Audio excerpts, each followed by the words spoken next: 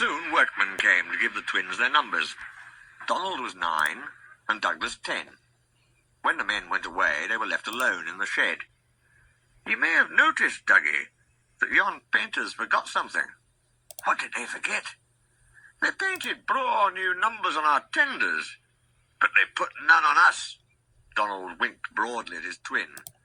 "You mean," grinned Douglas, "that we can—" "Just that," chuckled Donald. "Who'd you wished? Here's the inspector." "No 9 and 10, smiled the inspector. "Here's Duck. He'll show you round before you start work."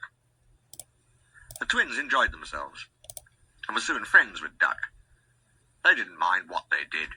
They tackled goods trains and coaches easily.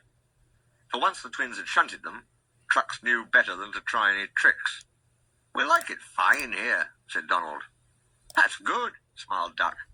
"But take my tip. Watch out for Gordon, Henry and James. They're sure to try some nonsense." "Dinna fash yourself," chuckled Douglas. "We'll soon settle them." Donald and Douglas had deep-toned whistles. "They sound like buses," said Gordon. "Or ships," sniggered Henry. "Tugboat Annie," laughed Gordon. "Ha, ha, ha." Donald and Douglas cruised quietly up, one on each side. "You wouldn't be making fun of us, would you now?" asked Donald. Gordon and Henry jumped.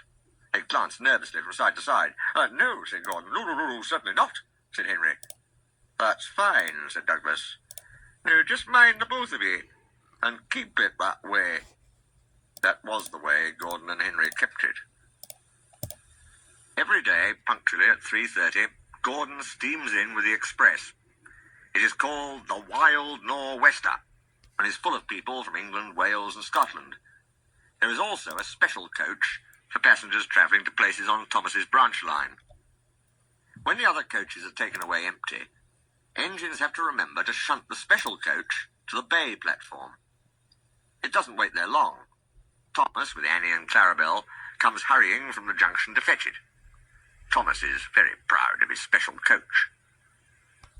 One afternoon, Douglas helped Duck in the yard, while Donald waited to take a goods train to the other end of the line. As Duck was busy arranging Donald's trucks, Douglas offered to take away Gordon's coaches. Douglas was enjoying himself when an awful thought struck him. "I hope the fat controller doesn't find out I shouldn't be here. I couldn't abide going back." He worried so much over this that he forgot about Thomas's special coach. He pushed it with the others into the carriage siding, then ambled along to join Donald at the water column. As he went, Thomas scampered by, whistling cheerfully. Soon Thomas came fussing. "Where's my coach?" "Coach?" asked Donald. "What coach?" "My special coach that Gordon brings for me. It's gone. I must find it." He bustled away. "Lost sakes," said Douglas. "I maun have stowed the special coach with the others." "You see that?" exclaimed Donald's driver. A mob of angry passengers erupted from the siding. "They're complaining to the fat controller. He'll be coming here next." "Now listen," said Douglas's driver. "We'll change tenders. Then I'll wire with ye, Donald, and take yon goods. Dinna fash about us. Quick now, do as I say." The fat controller and 3 passengers walked towards them.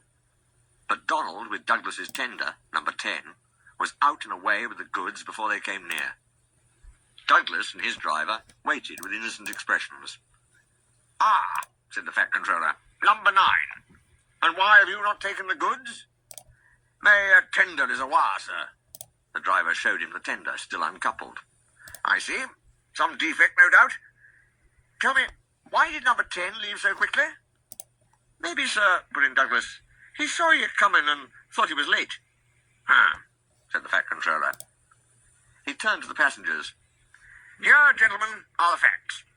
Number 10 has been shunting the yard. Your coach disappeared. We investigate. Number 10, disappears too. You can draw your conclusions. Please accept my apologies. The matter will be investigated. Good afternoon, gentlemen." The fat controller watched them till they climbed the station ramp. His shoulders twitched. He wiped his eyes. Douglas wondered if he was crying. He wasn't. He swung round suddenly. "Douglas," he rapped, "why are you masquerading with Donald's tender?"